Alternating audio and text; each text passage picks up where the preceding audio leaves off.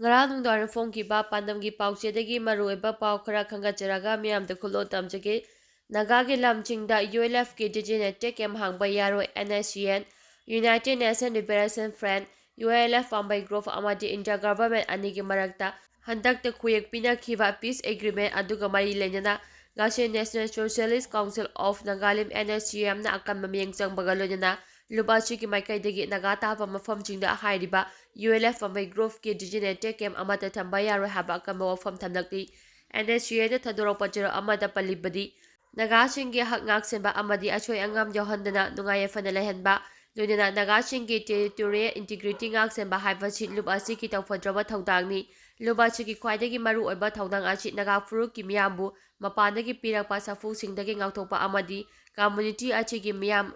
Nangdu laitana laiba ingtapa environment ama ohenba haibasini lup asi ki chero alsina makha taraduna Naga miyamga tanaramba tawduna furuk asi ki miyamgi apambagi wangbada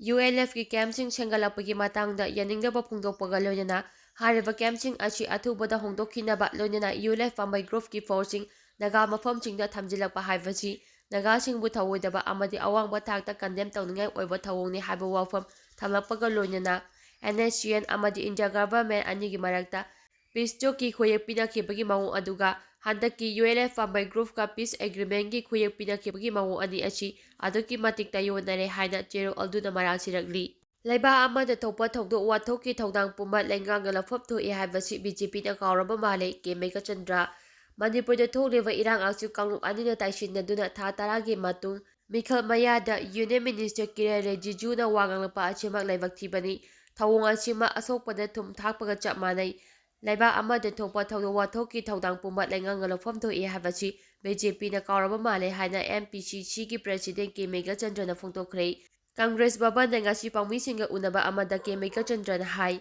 state ashiki tha tara helaba irang ashida wafam amata phongdoktuna laklaba Mikhal Mayada Union Minister Kiren Rijiju na irang ashibu kanglu ani amadi High Court ki luring da taishinduna warol thamlakpa asimak laibak thibani Manipur da tholiba irang ashi High Court ki luring na oirabadi karigi atopa chingi district singda irang thoktribano BJP ki Union Minister singna Manipur ki irang ashigi matangda warol hongduna phongokpa asimak laibak thibani Center amadi state lengang na lafom thopa thodang longdabadagi irang achi tha tara helakpani haibachi lebak miyamna khangnaraba wafamni tholiba Manipur ki irang ashigi ichu achichu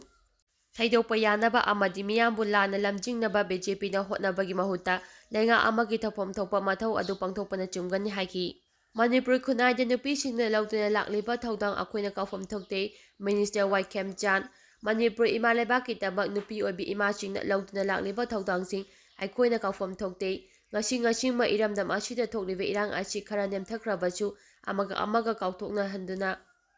Shanti hanjin hanaba hotnabadachu nupising achobo thodang labiyu haina RDNPR Minister Waikem Chana phongdokhrei Manipur State Commission for Women na thongju apumba Women Multiples Cooperative Society Limited khusamnaraga pangthokpa International Women's Day Celebration 2024 gi thoramda Minister na mathaki wafam asi phongdokhibani Invest and Women Accelerate Progress haiba chai achi ki thimga loinana Imphal Hotel gi Sangai Conference Hall da pangthokpa thoram aduda Minister Waikem Chan Manipur State Commission for Women ki Chairperson Ulka Devi Manipur State Rural Livelihood Mission ki Mission Director N Bandana Member Singh Dayapati Devi Tumlip Tining Famonsang Amadi Thongju Apunba Women's Multiples Cooperative Society Limited ki President LB Molana President Member oina saru yakhi Minister Waikem Chana makha taraduna Malemda nupishingna achobo thodang lawduna lakpachiki mathakta Manipur imagi laimai asidachu imachingna lainganglondagi hauraga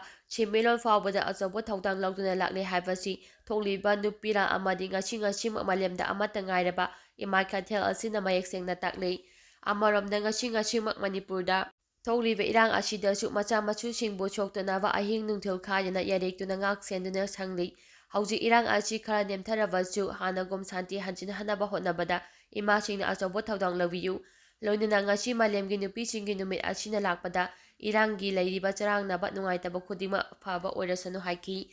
Manipur State Commission for Women's ki Chairperson Salam Ulkana hai malemgi nupigi numina lakpada nupi khudimakta yaifa mangol pijabaga loinana irang achina sokalaba nupi obi khudimakki awabada su saruk yari ꯑꯃꯗꯤ ꯑꯆꯨꯝꯕ ꯑꯁꯦꯡꯕ ꯑꯗꯨꯕꯨ ꯐꯪꯍꯟꯕꯒ ꯂꯣꯏꯅꯅ relief ꯀꯦꯝꯞꯁꯤꯡꯗ ꯂꯩꯔꯤꯕ ꯅꯨꯄꯤꯁꯤꯡꯅ ꯊꯦꯡꯅꯔꯤꯕ ꯈꯨꯗꯣꯡꯆꯥꯗꯕ ꯀꯌꯥ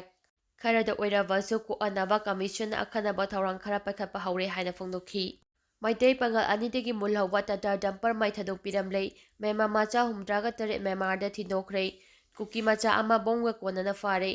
ꯉꯔꯥꯡ ꯀꯨꯀꯤ ꯈꯨꯠꯂꯥꯏ ꯄꯥꯏꯕꯁꯤꯡꯅ ꯃꯩꯇꯩ ꯄꯥꯡꯒꯜ ꯑꯅꯤ ꯃꯣꯔꯦꯗ ꯂꯩꯕ ꯁ꯭ꯇꯦꯠ ꯐꯣꯔꯁ ꯀꯃꯥꯟꯗꯣꯗ ꯃꯇꯦꯡ ꯄꯥꯡꯏ ꯍꯥꯏꯗꯨꯅ ꯐꯨꯔꯒ ꯊꯥꯗꯣꯔꯛꯈꯤꯕ ꯑꯗꯨꯒ ꯃꯔꯤ ꯂꯩꯅꯕ ꯃꯈꯣꯏꯅ ꯐꯥꯖꯤꯟꯗꯨꯅ ꯊꯝꯍꯧꯕ ꯑꯣꯏꯒꯅꯤ ꯍꯥꯏꯕ ꯇꯥꯇꯥ ꯗꯝꯄꯔ ꯇ꯭ꯔꯛ ꯑꯗꯨꯁꯨ ꯃꯩ ꯊꯥꯗꯣꯛꯄꯤꯔꯝꯂꯦ ꯍꯥꯏꯔꯤ꯫ ꯄꯟꯕ ꯌꯥꯕꯗꯤ ꯉꯔꯥꯡ ꯃꯣꯔꯦ ꯄꯨꯂꯤꯁ ꯑꯥꯏ.ꯕꯤꯒꯤ ꯀꯃꯥꯟꯗꯣ ꯀꯝꯄ꯭ꯂꯦꯛꯁꯇ ꯀꯟꯁꯇ꯭ꯔꯛꯁꯟ ꯇꯧꯅꯕ ꯇꯥꯇꯥ ꯗꯝꯄꯔ ꯑꯃꯗ ꯅꯨꯡ ꯂꯩꯉꯣꯏ ꯄꯨꯗꯨꯅ ꯂꯥꯛꯄ ꯃꯩꯇꯩ ꯄꯥꯡꯒꯜ ꯑꯅꯤ ꯀꯨꯀꯤ ꯈꯨꯠꯂꯥꯏ ꯄꯥꯏꯕꯁꯤꯡꯅ ꯇꯝꯊꯤꯅ ꯐꯨꯔꯕ ꯃꯇꯨꯡꯗ ꯊꯥꯗꯣꯔꯛꯈꯤꯕꯅꯤ꯫ ꯊꯧꯗꯣꯛ ꯑꯗꯨ ꯉꯔꯥꯡ ꯅꯨꯡꯊꯤꯜ ꯄꯨꯡ 12:30 ꯇꯥꯕ ꯑꯗꯨꯋꯥꯏꯗ ꯊꯣꯛꯈꯤꯕꯅꯤ꯫ ꯊꯧꯗꯣꯛ ꯑꯗꯨ ꯃꯈꯣꯏ ꯑꯅꯤꯅ ꯃꯣꯔꯦ ꯄꯨꯂꯤꯁꯀꯤ ꯑꯥꯏ.ꯕꯤ ꯀꯝꯄ꯭ꯂꯦꯛꯁꯇ ꯅꯨꯡ ꯂꯩꯉꯣꯏ ꯊꯥꯔꯨꯔꯒ ꯊꯣꯛꯂꯛꯄꯒꯤ ꯂꯝꯕꯤꯗ ꯃꯣꯔꯦ ꯀꯣꯂꯦꯖ ꯃꯅꯥꯛ ꯇꯤꯇꯤꯝ ꯚꯤꯂꯦꯖ ꯅꯦꯁꯅꯦꯜ ꯍꯥꯏꯋꯦ 102ꯗ ꯍꯥꯟꯅ ꯉꯥꯏꯗꯨꯅ ꯂꯩꯔꯝꯕ ꯀꯨꯀꯤ ꯈꯨꯠꯂꯥꯏ ꯄꯥꯏꯕꯁꯤꯡꯅ ꯄꯥꯡꯒꯜ ꯑꯅꯤ ꯑꯗꯨꯕꯨ ꯐꯥꯗꯨꯅ ꯃꯣꯔꯦ ꯕꯥꯏꯄꯥꯁ ꯇꯥꯕ ꯂꯝꯕꯤꯔꯣꯝꯗ ꯄꯨꯁꯤꯟꯗꯨꯅ ꯐꯨꯈꯤꯕꯅꯤ꯫